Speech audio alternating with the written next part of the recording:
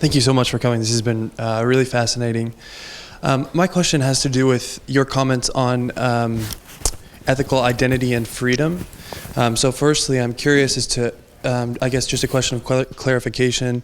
How would you define that freedom and what constitutes that ethically? And secondly, I would ask, in the pursuit of what seems to be communicated as a sort of universal ethic amid globalization and sort of the emergence of culture and society, do you believe that the sort of finality of ethics really can be a universal ethic? Do you think that that conversation is, do you think that there's common ground for that conversation? So I would say that when it comes to freedom, and this is why it's exactly my point, we need to start talking about our respective understanding of human beings, the concept of human being. What is for you human being, and when do you start to be a subject? And when do you start to be a free subject? And you will see here that we have different meanings. So, for example, all what we are going through in the educational process is in fact, you are trained and educated to think on your own. So, you know what the French philosopher was saying, I'm not teaching you to think like me, but to think without me, which is exactly what is education. I go along with you, and then you go alone, and you are equipped. You have the means of your own choices. In fact, freedom is to be equipped to use your freedom and to be responsible. So to be responsible to use your freedom, or to deal with your freedom, to make it clear. So I think that this is, on the intellectual ground, something which is very important. On the social ground, this is also something which it's important, is when are you mature? And maturity means that you are free to decide for yourself and to make social, political, and individual choices within the society. This is one dimension which is very important, and this is the way you define this. For example, when you are when you are a citizen, when do you start to vote is where the social or the cultural environment is thinking that this is the time when you can have a personal, individual, and an autonomous understanding of things to take a decision in political terms, which could be different from one society and one culture and another, but at least this is where you have this. Now, in spiritual terms, freedom is very, very deep.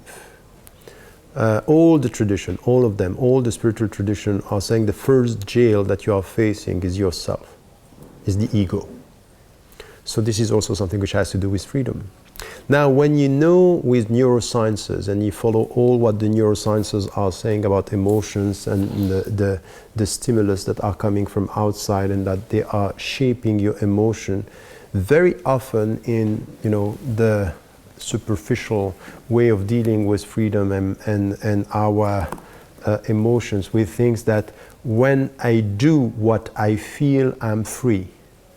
Or when I react according to what I feel, I'm free. Now we know in psychological terms and in the way our brain is functioning that it's completely true.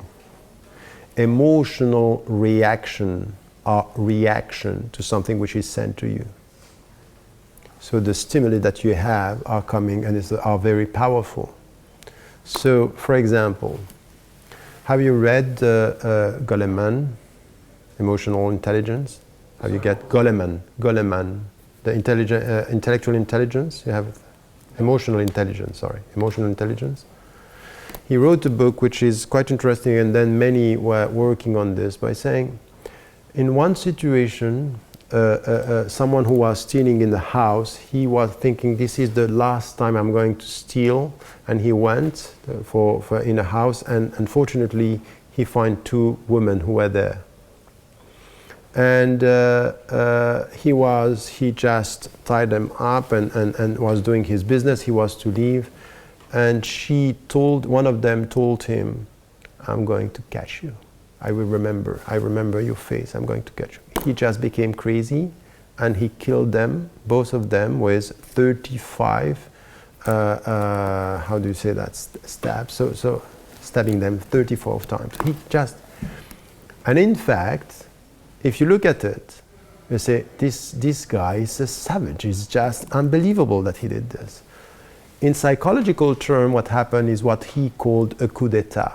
At one point, she said exactly what should not be said at that point, that sentence, and a stimulus that just his mind got a coup d'etat, and he just lost everything. And in fact, at that very point, in neurological term, he was not free. He was facing a coup d'etat. So from outside, you think, oh, just a crazy guy. And in fact, when he was dealing with the psychologist, he said, I became just crazy. What she said was just, I didn't know why I did it. I don't know why I did that. So the point here is, in spiritual term, that's exactly the point, is, in fact, the spiritual term is, you are free when you master your emotion. In consumerist term, you are free when you follow your emotion. What is right? So on ethical terms, you have to question this dimension of freedom, and this is a very deep question. It's not an easy one. When you say, I'm free because I do what I want, question, are you sure that you want what you want? Are you sure that what you want is what you want? So from where comes to you what you want? How do you build this? How do you decide this? How autonomous? How much autonomy do you have to decide? So this is a very deep question on ethical terms. This is why we have to come together, because it might be that our definition of freedom is something which is important. And once again, in this book, I'm just using the arts as an example. The free artist is the one who is mastering the technique. So it's a very disciplined way. And the Buddhist tradition is very strict on this, very strict on this. You are only going to free yourself from your ego if you go through a very disciplined way to deal with the ego. To free yourself from your ego is to discipline your ego. So freedom is the end of the opposite of freedom, which is discipline, or apparently opposite. And we ourselves as Muslims, sometimes the people are looking at us and say, 5 times a day you pray. It's very, very demanding in the way you have to pray. So it might be that the fact that you are disciplining or doing this with your body and your mind and your heart is the way you are freeing something else. You understand my point? So it's very deep discussion on the ethical terms that we have to find, but at least we have to come to discussion. So I would say in any society in Britain now, let us have a discussion of, what do you mean by your freedom? What is your freedom? And there is no freedom without responsibility. There is no freedom without being a subject. If you put yourself as a victim, you lost your freedom. To victimize yourself is the beginning of being alienated. Alienated is to lose your freedom. You don't decide by yourself. And I think, just to finish, do I think that we are ready for this? Like this, not. Just out of goodwill, let us talk about this. No. But you know why now we should start?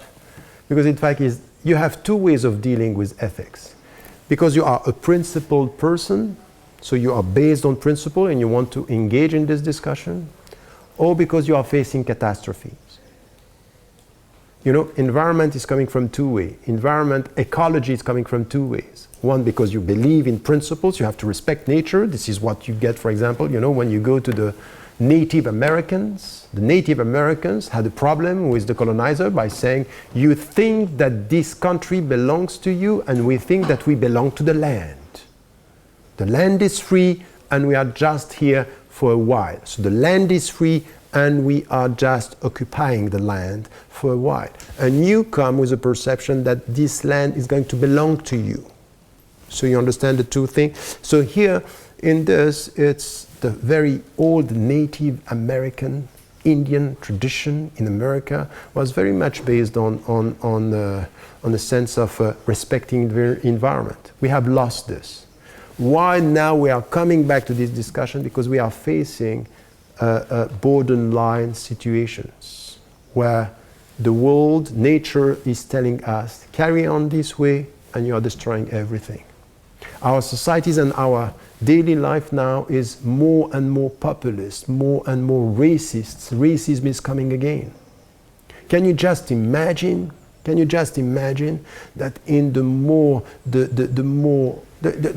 greatest or perceived as, you know, the more powerful societies now, when on a TV set you have, and you can see, and this is also happening here in Britain, when a British is killed and when an African or an Arab or a Palestinian or an Indian or an Afghani or anyone who is not one of us is being killed, is as if he or she has less value than us. If this is colonizing our mind, you understand that we are facing a great catastrophe. We are recreating something which has to do with castes among ourselves. So I think that because of this, it's coming back to us, and we have now ethical concerns. So this is where we have to start. Not because of goodwill, I don't think so, but because of bad future. Thank you.